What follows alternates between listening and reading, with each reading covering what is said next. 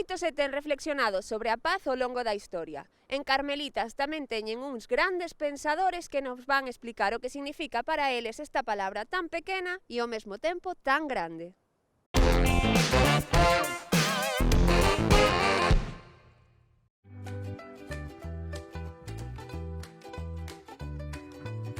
Más que 1000 palabras inútiles vale una que otorgue paz. Debemos permanecer unidas para hacer que nuestras lágrimas se conviertan en triunfos. No hay paz sin justicia, ni justicia sin perdón. Mientras no estés en paz contigo mismo, no podrás estarlo con los demás. Todos piensan en cambiar el mundo, pero nadie piensa en cambiarse a sí mismo.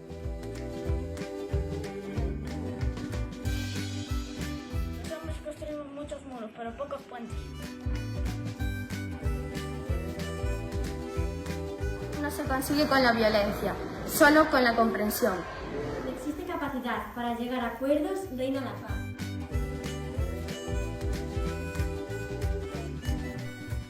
La paz no es algo que deseas, es algo que haces. Donde hay amor, hay vida. No basta con hablar de paz, uno debe creer en ella y trabajar para conseguirla. La paz en la tierra es como la levadura en la masa. La paz, básicamente, debe nacer en nosotros. No hay camino para la paz es el camino. Sin educación no hay tolerancia y sin tolerancia no hay paz. La paz viene del interior, no la busques fuera. La paz no puede lograrse a través de la violencia, solo puede lograrse mediante la comprensión. ¿Caminamos todos juntos hacia la paz o nunca la encontraremos?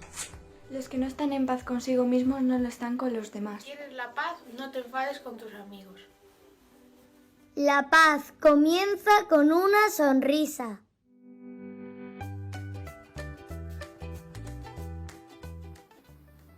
Si deseas la paz, no hables con tus amigos, habla con tus enemigos. Dar paz es la mejor manera de querer.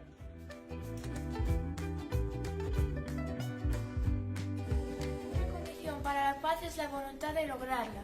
La paz es la única batalla que vale la pena librar. Hoy lo único que quiero que se haga viral es la palabra paz.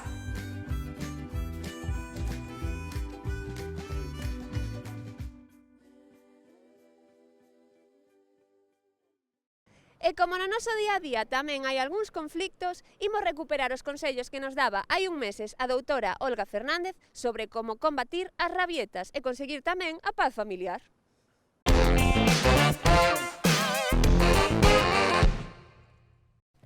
Hola familias de Xornal Escolar, estamos aquí un día más y con un tema creo que muy interesante, sobre todo para los padres jóvenes, con esos niños con sus rabietas. ¿Cuántas veces nos tenemos encontrado en el parque, en un centro comercial, en la calle, a un niño tirado en el suelo, pataleando, llorando, gritando, que no atiende a razones ningunas? El padre no sabe qué hacer, la gente que pasa por allí todavía más violenta. El niño no sabe gestionar sus emociones, con lo cual la frustración la manifiesta de esa forma, pero el padre no sabe qué hacer con ese niño, cómo actuar en esa ocasión. Eso es una consulta muy frecuente en las consultas de psicología, ¿verdad? Y entonces yo me gustaría que tú le dieras como unas pequeñas nociones de qué hacer en esos casos que nos encontramos todos, niño, padre y madre, bueno, el niño menos, que no se entera de nada, pero los padres, las madres o la gente que pasa por allí, es una situación como muy violenta. Sí, pues a ver, en primer lugar, lo más importante que tenemos dentro de esta gestión incómoda, ¿no?, de una situación, como nosotros conocemos como rabietas, o los padres lo identifican así, ¿no? Al final no es más que un conjunto de conductas que son inapropiadas fuera, ¿no?, o inapropiadas para la gestión emocional. Y lo primero que tenemos que tener en cuenta es que es normal, es una conducta totalmente normal. No se trata ni de una conducta de padres que sean inexpertos o que padres que no sepan criar a sus hijos, ni de niños que sean malcriados, que no sepan controlarse. que es que no sepan ponerle límites, que no sepan decir que no. Claro, porque, perdona, pero es que realmente esto es la conducta de todos los niños. Es una conducta natural, unos pueden ser pues, como niños, digamos, más buenos, otros más trastos, pero la conducta general es esta. Yo creo que la base es que no saben controlar sus emociones y la frustración los lleva a esto, porque no saben cómo pedir, cómo querer algo que quiere y su frustración les lleva a esta situación. Así es. No es más que lo que dices, es una conducta que ellos utilizan para demostrar que no saben gestionar diferentes emociones, no tiene por qué ser solo enfado, sino miedo, ira y demás emociones. Efectivamente, todas las emociones. ¿Qué hacer cuando esto sucede, ¿no? Sobre todo cuando esto sucede en público, que es lo que más le preocupa. Eso es lo más importante y lo que más le preocupa a los padres, para que se lo cuentes a ellos. Sí. Lo que más le preocupa a los padres es esto, cuando sucede fuera de casa, porque dentro de casa, pues bueno, cada uno puede gestionarse como quiere, ¿no? Pero fuera de casa, pues tenemos ese aliciente que es ver cómo el resto de las personas, pues quieren controlar pues, esa conducta intentando ayudar a los padres. Pues bien, para trabajar este tipo de conductas tenemos que trabajarlas dentro de casa, aunque luego se realicen fuera de casa. ¿Por qué dentro de casa? Porque fuera no tenemos las herramientas para poder controlar a los niños y ver cómo gestionar esto. Entonces, voy a dar una especie de consejos que sirven tanto para fuera como para dentro de casa. El primero de estos consejos es que más vale prevenir que curar, que esto parece algo obvio. ¿Y qué quiero decir con esto? Que si una conducta es negativa y se va a producir en cierta situación, intentemos evitar la situación. Buscar una alternativa a esta situación. Ejemplo, sabemos que si pasamos por delante de un parque, el niño va a querer quedarse en el parque. Pues vamos a buscar una ruta alternativa para que el niño no pase por esa situación, porque él tampoco quiere perder el control. Entonces se trata de una situación que es complicada, pero que los adultos somos los que tenemos la potestad para cambiar. Eso uno. Después, tenemos que controlar nuestro lenguaje corporal. ¿Por qué? Porque los niños, cuando ven nuestras caras, cuando ven las caras del resto, también cuando ellos están realizando esta conducta, no saben interpretar estas caras. Entonces, ¿qué tenemos que hacer?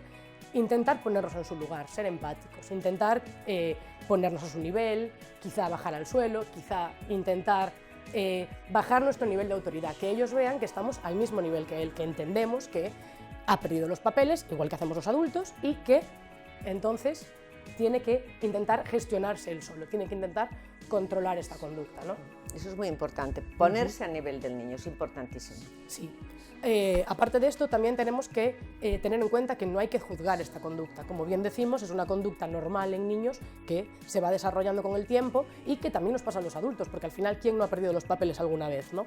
Entonces, no tenemos que juzgar que se está comportando mal por esto. Es como él se expresa, es como él puede decirnos a nosotros que no está sabiendo cómo gestionar esto. Entonces, tenemos que tener cuidado con el castigo, el ya estás comportándote como un niño pequeño, el compararlo con el resto, con sus hermanos, con sus primos, con demás amigos. Sí, que además es malísimo comparar a los niños con alguien, o sea, los niños jamás se deben de comparar con nadie. Eso creo que es una lección que sabemos todos, ¿no? Sí, al final son, por eso te digo, al final consejos le quitas la autoestima y, obvios. y empeoras la situación. Y el último y más importante y el que más tienen que trabajar los padres es ayudarle a identificar las emociones.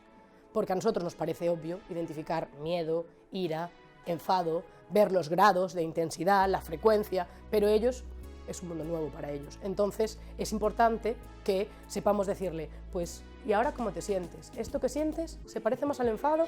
¿Se parece más al miedo? ¿Te preocupa algo? Y, lo más importante, buscar un ejemplo nuestro, propio, para que él vea que a nosotros también nos pasa. Igual que el no juzgar, igual que nosotros también sabemos que se pierde el control, utilizar esto. Buscar un ejemplo cotidiano de algo que a nosotros nos dé miedo o de algo que a nosotros nos ponga tristes, y entonces que los niños vean que eso es normal y que la forma de gestionarlo viene después, viene con a ver qué técnicas tengo yo para poder gestionar esto.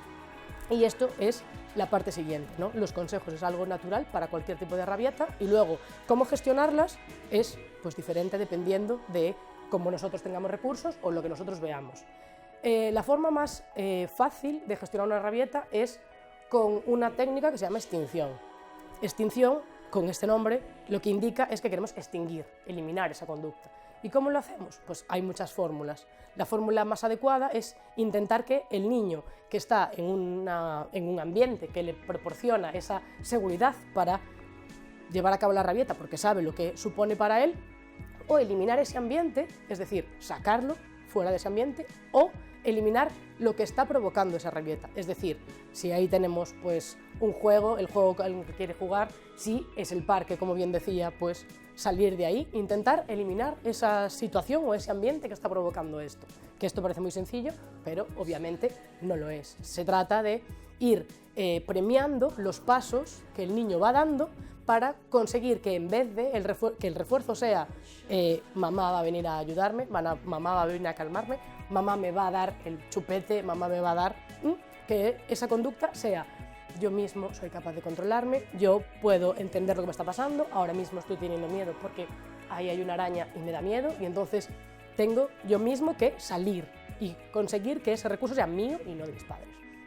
Ese es uno. Luego, a mayores, tenemos otros dos, que son la solución de problemas, por un lado, y por el otro, el contrato de conducta. La solución de problemas consiste en dar alternativas al niño. Estas alternativas pueden ser pues, un poco lo mismo, ¿no? Que vaya a una sala de juegos que le guste, que le demos, en este caso, en vez de quitarle al revés, que le demos algo que le produzca a él una reducción de esa ansiedad, que consigamos entre los dos solucionar el problema de raíz y que él ya sepa gestionarlo después. Y el contrato funciona como un contrato de los adultos. Al final son dos partes que firman una serie de condiciones en las que dices cuál es la conducta, por qué tenemos que cambiarla, cuáles son los pasos para cambiarla y, obviamente, los beneficios que supone cambiar esta conducta. Claro, muchos padres te dirán, decirlo es muy fácil, pero la verdad, como yo intento razonar que mi hijo haga esto, que mi hijo comprenda que esto no lo puede hacer o que mi hijo... Entonces eso a veces es lo complicado. Sí, para los padres lo difícil es entender que pues, los niños tienen una serie de pasos, que ellos no van tan rápido como nosotros, porque al final ellos... Cuando le dices que algo no se puede hacer o que algo está mal, van a decir, bueno, vale, tú me estás diciendo que está mal, pero ¿qué sucede cuando yo estoy teniendo esa conducta? Que tú me calmas. ¿Qué sucede cuando estoy en el súper y quiero algo y no me lo quieres comprar y monto ese espectáculo? Me lo compras. Entonces tú me estás diciendo que eso está mal, pero estás haciéndome ver que no es así. Estás reforzando que yo haga eso para conseguir mi objetivo. Entonces, aunque es difícil, lo que los padres tienen que conseguir es no ceder, en ese sentido, a las demandas que el niño propone, porque al final... Eso a mí, Patricia, me parece importantísimo, porque hoy los padres ceden mucho, y ceden mucho por no pelearse. Yo creo que andamos todos cansados, con un montón de problemas, y entonces el niño quiere eso, y mira, se lo doy. Es que no tengo ganas de aguantar, el que me patalee, el que llore. Entonces yo creo que todas esas conductas son las que los padres tenemos que intentar, ¿sabes? Que el niño vaya entendiendo, vaya comprendiendo y vaya gestionando sus emociones. Pero bueno, decir que las rabietas son normales en los niños. Sí, sí lo son.